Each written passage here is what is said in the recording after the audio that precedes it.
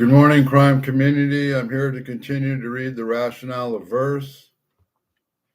The perception of monotone, having given rise to attempt at its relief, the first thought of its new direction would be that collating two or more words formed each of two syllables differently accented, that is to say, short and long, but having the same order in each word. In other terms, of collating two or more iambuses or two or more trochees. And here, let me pause to assert that the pitiable nonsense has been written on the topic of long and short syllables than on any other subject under the sun.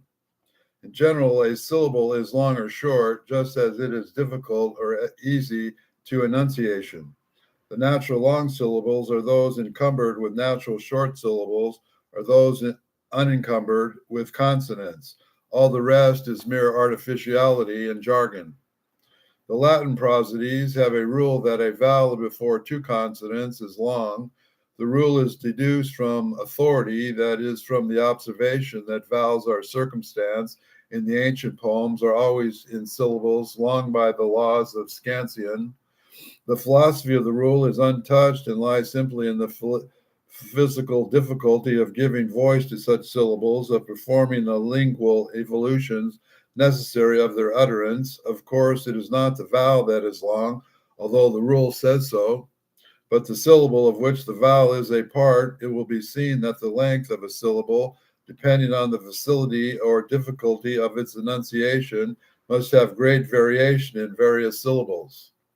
But for the purpose of verse, we suppose a long syllable equal to two short ones, and the natural deviation from this relativeness we correct in perusal. The more closely our long syllables approach this relation with our short ones, the better ceteris paribus will be our verse. But if the relation does not exist of itself, we force it by emphasis. We can, of course, make any syllable as long as desired. Or by any effort, we can pronounce the unnatural brevity, a syllable that is naturally too long. Accented syllables are, of course, always long, but they were unencumbered with consonants, must be classed among the unnaturally long. More custom has declared that we shall accent them, that is to say, dwell upon them, but no inevitable lingual difficulty forces us to do so. In a line, every long syllable must be of its own accord, occupying its accordance. It must be to occupy precisely the time demanded of two short ones. The only exception of the rule is found in the caesura, of which more anon. The success of the experiment with the trotchkes or the iambuses, the one would have suggested the other, must have led to the trivial of didactyls and anapests, natural dactyls and anapests, didactic and anapestic words, and now some degree of complexity has been attained.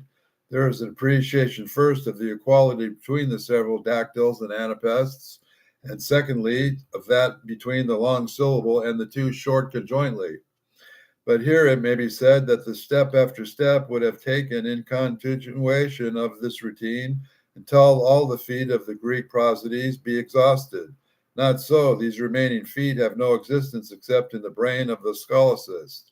It is needless to imagine men inventing these things and follow to explain how and why they invented them, and it shall be shown first as they were actually invented. After all other feet than those which I have specified are not impossible at first view, merely combinations of the specified. And although this assertion is rigidly true, I will, to avoid misunderstanding, put it in a somewhat different shape. I will say then that at present I am aware of no rhythm, nor do I believe that there is any one constructed which in its last analysis will not be found to consist altogether of the feet I have mentioned, either existing in their individual or obvious condition, or interwoven with each other in accordance with simple natural laws, which I will endeavor to point out hereafter. I have not gone so far as to suppose men constructing indefinite sequences of spondaic, iambic, trochaic, didactic, or anapestic words. In extending these sequences, they would be again arrested by the sense of monotone. A succession of spondees would immediately have displeased one of iambus's or of Trotsky's, on account of the variety included within the foot itself, would have taken longer to displease. One of the didactyls, an anapest, still longer, but even the last, if extended very far, must have become wearisome. The idea first of curtailing and secondly of defining the length of the sequence would thus at once have arisen. Here then in the line a verse proper, the principal equality being constantly at the bottom of the whole process, lines would naturally be made in the first instance equal in the number of their feet, and in the second instance there would be variation in the mere number. One line would be twice as long as another.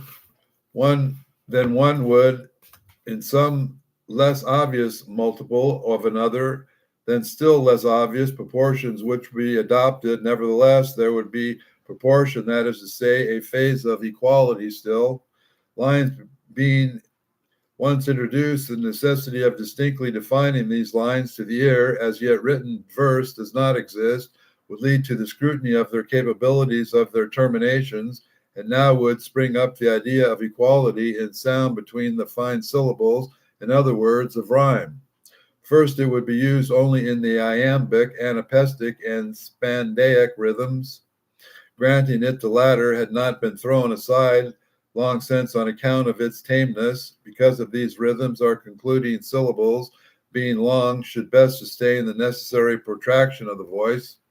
The great while could elapse, however, before the effect, could pleasant as well as useful, would be applied to the two remaining rhythms, and as the chief force of rhythm must be lie in the accented syllable, the attempt to create rhyme at all in these two remaining rhythms, and trochaic and didactic, would necessarily result in a double or triple rhymes, which as beauty with duty, trochaic, and beautiful with dutiful, didactic.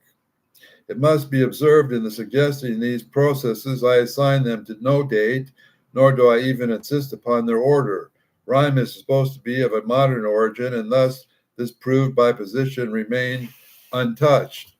I am say, however, in passing, that several instances of rhyme occurs in the clouds of Aristophanes, and that the Roman poets occasionally employed it. There is an effective species of ancient rhyming which has never descended to the moderns, that in which the ultimate and penultimate syllables rhyme with each other. For example, penturient montes es nascitur ridiculus mus. Once again, Lordius and genus inventa sub Elisabeth sus. The termination of Jewish verse or Hebrew verse, as far as understood, shows no signs of rhyme, but what thinking men can doubt that they actually did exist.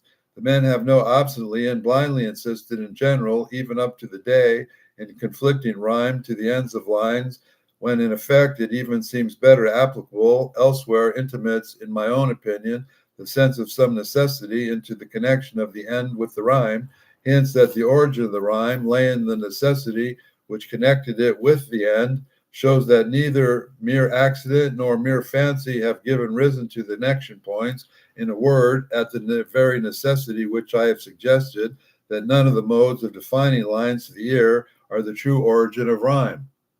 Admit this, and we throw the origin far back to the night of time, beyond the origins of written verse. But to resume, the amount of complexity I have and now suppose to be attained is very considerable. Various systems of equalization are appreciated at once, or nearly so, in their respective values and in the value of each system with reference to all the others. It is our present ultimatum of complexity we have arrived at triple rhymed, natural didactic lines, existing proportionality, as well as equality with regard to other triple rhymed and natural didactic lines. For example, virtual Lillian, rigidly, humbly, dutiful, saintly, lowly, low lily, thrillingly, hollily, beautiful. Here we appreciate first the absolute equality between the long syllable of each didactyl and the two conjointly. Secondly, the absolute equality between each didactyl and any other didactyl, in other words, among the dactyls. Thirdly, the absolute equality between the two middle lines. Fourthly, the absolute equality between the fifth line and the third line. others taken conjointly. Fifthly, the absolute equality between the two syllables of the respected words, dutifully and beautifully. Sixthly, the absolute equality between the last two syllables of the respective words, lowlily and hawlily. Seventhly, the proximate equality between the first syllable of dutiful and the first syllable of beautiful. Eighthly, the proximate equality between the first syllable of lovely and that of hollily.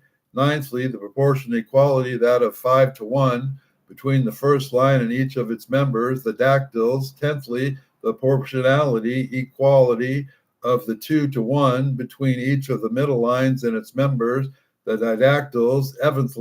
Eleventhly, the proportionality equally between the first line and each of the two middle, that of the 2 to 2. Twelfthly, the proportional equality between the first line and the last, that of 5 to 1. Thirteenthly, the proportionality equally between each of the middle lines and the last, that of 2 to 1. Lastly, the proportionality equal as concerns numbers between all the lines taken collectively and may individually line that are 4 to 1.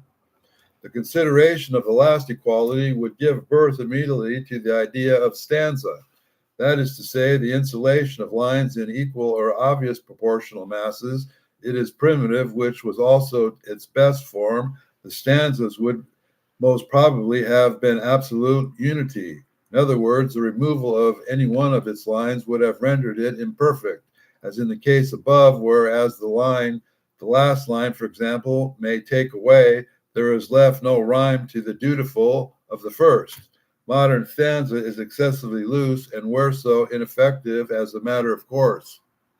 Now, although in the deliberate written statement which I have here given of these various systems of equalities, there seems to be an infinity of complexity, so much that it is hard to conceive the mind taking cognizance of them all in the brief period occupied the perusal or recital of the stanza. Yet the difficulty is, in fact, apparent only when we will it to become so. Anyone fond of mental experiment may satisfy himself by trial that, in listening to the lines, he does not actually, although with a seeming unconscious on account of the rapid evolution of sensation, recognize the instantaneously appreciate more or less intensely as his ear is cultivated each and all of the equalizations detailed. The pleasure received or receivable has very much such progressive increase and very nearly such mathematical relations as those which I have just suggested in the case of the crystal. We're going to leave the rationale of verse to another day. I'm sure you're bored with me by now. I'm going to try to read one more poem.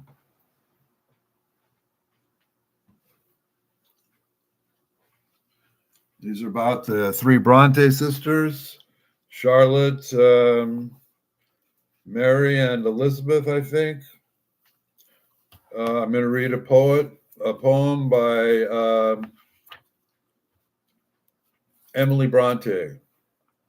It's called The Philosopher. Enough of thought, philosopher. Too long hast thou been dreaming, unlighted in this chamber drear, while summer's sun is beaming. Space-sweeping soul, that sad refrain concludes thy musings once again. Oh, for the time when I shall sleep without identity and never care how rain may steep or snow may cover me. No promised heaven these wild desires could all or half fulfill. No threatened hell with quenchless fires subdue the quenchless will. So said I, and still say the same. Still to my death will say, these gods within this little frame are warring night and day. Heaven could not hold them all, and yet they are all held in me, and must be mine till I forget my present intent entity. Oh, for the time when my breast their struggle will be o'er, or for the day when I shall rest and never suffer no more. I saw a spirit standing, man, where thou dost stand an hour ago, and remind his feet 3 rivers ran in equal depth and equal flow, a golden stream like one like blood, and one like sapphire seemed to be.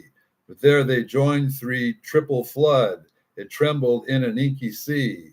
The spirit sent his dazzling gaze, down through the ocean's gloomy night.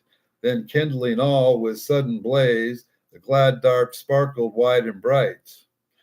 White in the sun, far, far more fair, when its divided sources were. And even for the spirit seer, I've watched the sought my lifetime long, sought him in heaven, hell, earth, and air, an endless search and always wrong.